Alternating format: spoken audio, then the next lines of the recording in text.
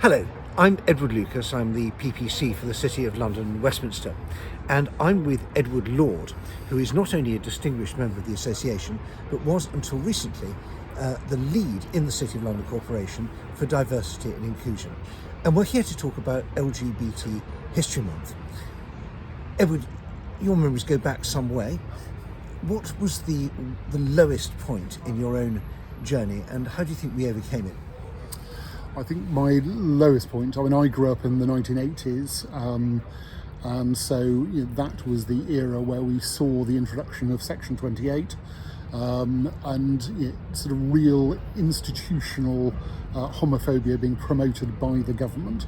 And in a way, I think actually it was so extreme, and the statements of Prime Minister Thatcher and some of her ministers were so extreme that it made people realise that it shouldn't be like that anymore. And I think that actually started the process of change. And if you look at all the different tactics we had, from street protests and working within the political parties, I remember the Young Liberals in the early 80s taking a very strong position on this under the influence of the late, great David Senior, and also the sort of quiet behind the scenes lobbying. What do you think was the sort of most significant part of the cocktail, and what can we learn from that now?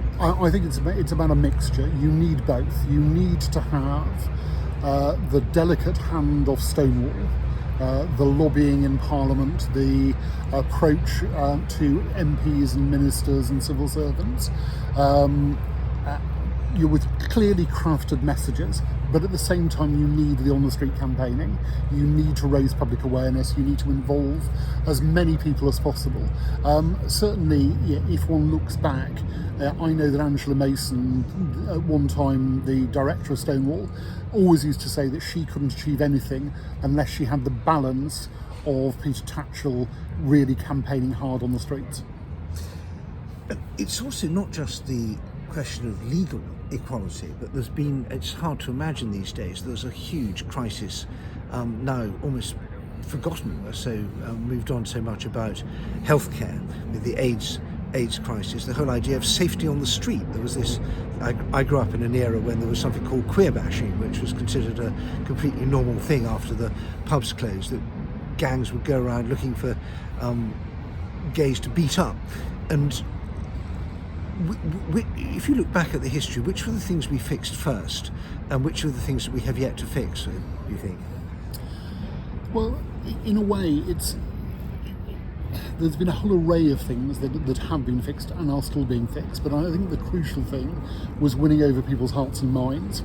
And certainly now, if you look at any reasonable polling data, then you will see that actually the people of this country are generally very supportive of LGBT people, and are willing to embrace difference, embrace change.